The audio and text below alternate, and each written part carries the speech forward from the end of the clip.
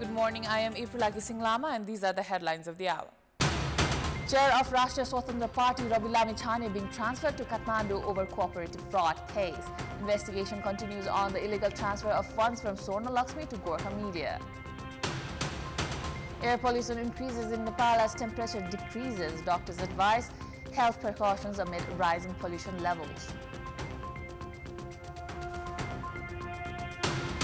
A federal judge dismisses Donald Trump's case over the 2020 election. Special prosecutor also sought to drop charges on classified documents with potential refiling later.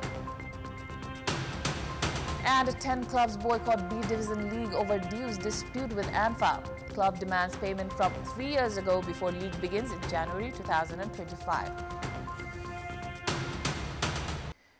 Chair of Rashtriya Swatantra Party, Robi Lamichane, currently in the custody of the Kaski police, will be transported to Katmandu today for further investigation into allegations of cooperative fraud, organized crime and money laundering. The Katmandu District Court had issued an arrest warrant for him on 17th of November over the alleged misappropriation of savings. Lamichane is also facing investigation for cooperative fraud, organized crime and money laundering in Kaski, where he was detained for another 15 days. He will return to Kaski after giving his statement in Katmandu. Additionally, Katmandu District Court issued arrest warrants against 24 people, including Gorkha Media Chair GB Rai. At least 645 members had filed a complaint for embezzlement. It was revealed that funds were illegally transferred from Swarna Lakshmi to a dozen companies, including Gorkha Media. Investigating police have discovered around 40 checks issued by Rashtriya Swatantra Party Chair and former Home Minister Robi Lamichane as evidences to his alleged involvement in mishandling of cooperatives' money. Lamichane has reportedly issued checks to Kaski's Surya Darshan, Katmandu's Swarna Lakshmi and Rupandehi's Supreme Cooperative, which police say is strong enough and evidence to prove his involvement. Rashtriya Swatantra Party Chair Robi Lamichane, who was arrested from Katmandu on October 18 over allegations of involvement in cooperative fraud case, is currently being investigated. Although Lamichane has been claiming there are no evidence to prove his involvement, the police have collected proofs that say otherwise. Based on the latest evidence collected by the police, Lamichane has issued around 40 checks to 3 cooperatives for loan interest while in Gorkha Media Group. This includes 15 checks for Surya Darshan cooperatives alone, which has been signed by Lamichane. The 16th check was signed by Gorkha Media Chair GB Rai.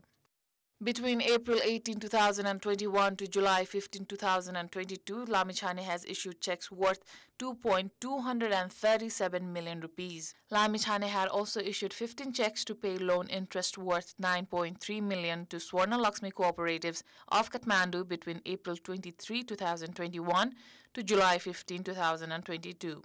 District Police Katmandu, based on these evidences, are prepared to bring Lamichane to Katmandu for further investigation. Police have suspected Lamichane of taking personal loans from Swarna Lakshmi.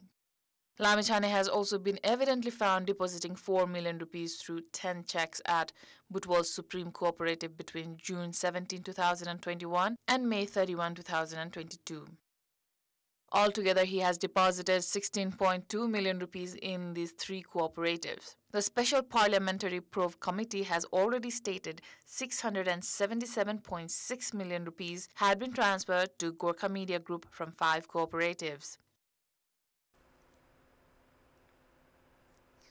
As winter sets in, air pollution is rising across Nepal due to vehicle emissions, fire and the burning of agriculture residue, in addition to pollution from neighboring countries. Doctors warn that this increasing pollution is harmful to human health. Generally, the Air Quality Index AQI is considered good below 50, average at 100 and unhealthy above that. According to the Forest and Environment Department, with the onset of winter this year, the AQI in various parts of Nepal has reached 170.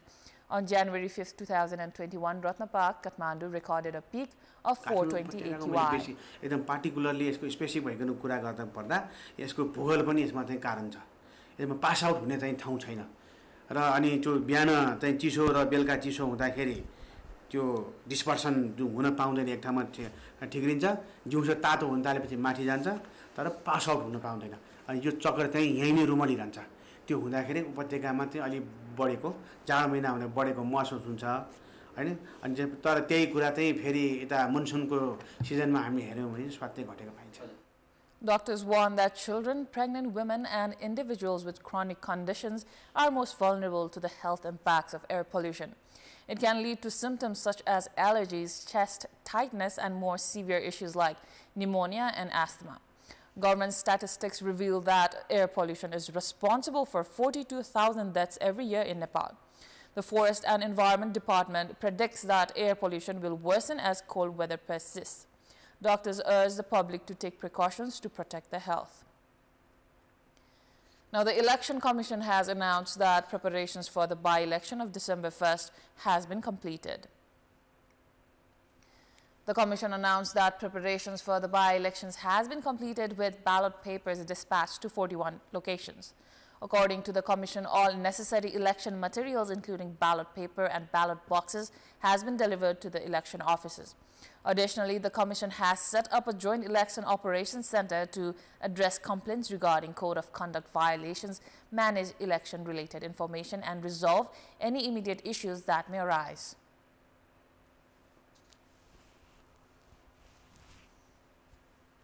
निर्वाचन प्रयोजनको लागि पूर्व तयारी जे गर्नुपर्ने हो त्यो हाम्रो पूर्ण तयारी भइकन तयारीको कार्य सम्पन्न भइसकेको छ अर्थात् निर्वाचन प्रयोजनको लागि चाहिने सामानहरू हामीले अधिकांश सामान त पहिलाको निर्वाचनमा खरिद भएको र अहिले प्रयोग हुन सक्ने तिनी सामानहरू प्रयोग गर्यौं सामान्यतया केही खरिद गर्नै परेन र हाम्रो जहाँसम्म अब निर्वाचन प्रयोजनलाई अति महत्त्वपूर्ण भनेको मतपत्र हो मतपत्र छपाई सम्बन्धी कार्य सम्पन्न भइसकेको छ र 1 घण्टा अगाडि हामीलाई आएको प्रतिवेदन अनुसार सबै स्थानमा मतपत्रहरू पुगिसकेका छन् The Commission directed the government to declare public holiday for offices at the local levels on the day of the by-elections. The government has also been requested to make arrangements for election-related activities at venues such as schools, ward offices, community buildings, which will be used as polling stations from 20th November to 1st of December. Of the 44 positions up for by-elections, elections will be held in only 41 locations. As the positions of one ward chairperson in Rukum and the chair of the district coordination committees in Okaltunga and Kailali were fulfilled as the candidates were elected unopposed. It is time for our segment Public Pulse, where you text us with your opinion. Public Pulse. Yesterday's question: what is the reason for frequent issues in government servers and slow repair works? Your options are A. Weak cybersecurity, B. Equipment of poor quality, or C. Negligence in service. The voting is on. Type and EWS selector option A, B, or C and send it to 34001 to share your opinion with us. Welcome back. A 16-day campaign to end gender-based violence has kicked off yesterday in Nepal. Every year, government and non-governmental organizations conduct campaigns to raise awareness on violence against women. The incidents in the past 5 years have increased by 33% based on Nepal police data. In the fiscal year of 2076 to 77, 15,756 cases of gender-based violence were registered at the police. Last year, the number crossed 21,000. This included 16,416 cases of domestic violence. More than 2,500 cases of rape and sexual violence were reported.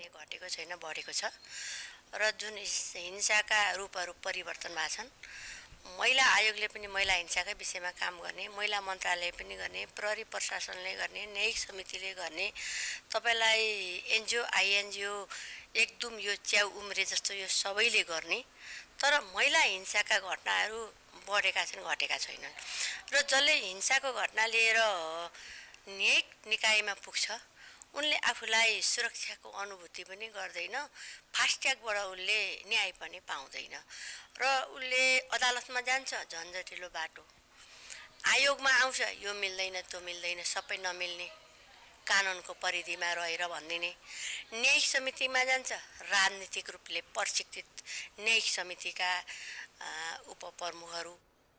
While the number of child marriages among others have gone down, the forms of violence against women have changed with changing times. Women are increasingly being violated online through social media platforms. हिंसामा न्यूनीकरण त छ तर घर घरमै हिंसा छ. अहिंसाको प्रकृति परिवर्तन भयो होला तर अब महिलालाई हिंसा गरिन्थ्यो, सासूबाट हुने हिंसा, परिवारको ठुलो सदस्यबाट हुने हिंसा, अनि अहिले त परिवारभित्र महिलैबाट पनि हिंसा भइरहेको अहिलेको अवस्था छ। त्यसले गर्दा यसलाई चाहिँ कसरी मान्छेको स्वस्थ मानसिकताको खोजी गर्नुपर्छ। There are also discrimination at workplace as women have less access to resources and opportunities, which is also considered one of gender-based violence. Now, in our Public Voice segment, we had asked in several provinces whose responsibility should it be to take the lead in ending gender violence. Let's take a look at what they had to say.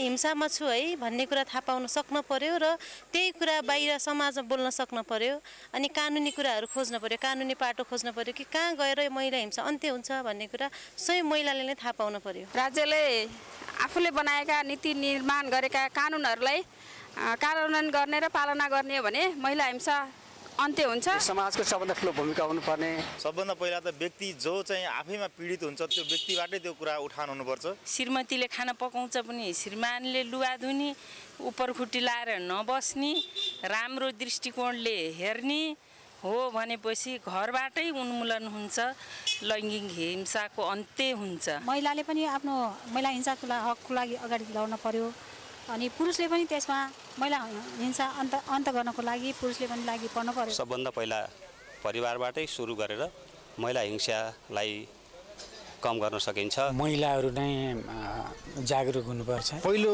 भूमिका त राज्यको नै हुन्छ। सबैभन्दा ठुलो कुरो चाहिँ आफ्नो आत्मबल हो र आफू सशक्त नभएसम्म केही पनि हुन सक्दैन। महिला पुरुष सम्पूर्ण समलिङ्गी सबैजनाको भूमिका चाहिँ उत्तिकै हुन्छ। पहिलो भूमिका चाहिँ हामी महिलाहरू स्वयंकै हुनुपर्छ। परिवारमा महिला सदस्य र घरको गार्जियन जिम्मेवार हुनुपर्छ।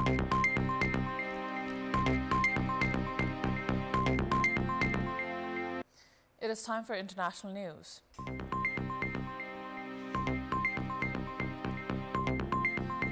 A federal judge has dismissed a major case against Donald Trump that alleged he illegally sought to overturn the 2020 elections. Jack Smith, the special prosecutor who brought the criminal case against Trump, had asked to have the charges dropped, citing a Justice Department policy that bans the prosecution of a sitting president. Judge Tanya Chutkan dismissed the case without prejudice, meaning the charges could be refiled after Trump finishes his second term. Smith has also asked to have his case charging Trump with improperly storing classified documents dismissed. Trump had pleaded not guilty in both cases. Smith added in the 6-page filing that this outcome is not based on the merits or strengths of the case against the defendant. After leaving office, Trump crossed into unprecedented legal territory for a former president, becoming the first to face a criminal trial and later conviction in a case tied to a payment made to adult film actress Stormy Daniels. At the beginning of the year, he faced nearly 100 criminal charges connected to the 2 federal cases and others. Then the Supreme Court ruled this summer that he could not be prosecuted for official acts taken as president, and Trump went on to win the election a few months later. Now almost all those charges have been dropped, with the Georgia state prosecution currently on pause. Smith's request in the documents case, also seeking a dismissal without prejudice, must also be approved by a judge. Trump posted on his social media site, Truth Social, that the federal cases were empty and lawless and should never have been brought.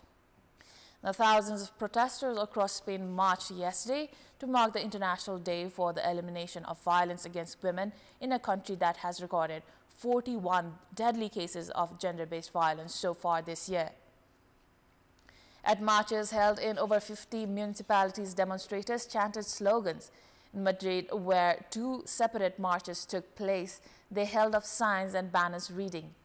At the head of the march, activists clad in white robes and wearing white masks carried placards emblazoned with the name and age and location of the women killed so far in 2024.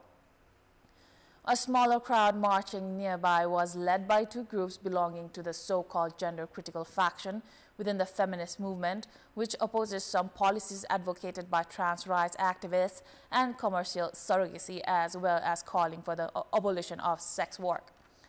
Earlier on Monday, police said they had arrested a 17-year-old male for allegedly stabbing his 15-year-old ex-girlfriend to death in Alicante province.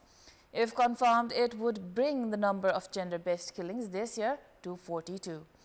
According to the National Statistics Institute, the deadliest year over the past quarter century for women victims of gender-based violence in Spain was 2008, with 76 killed.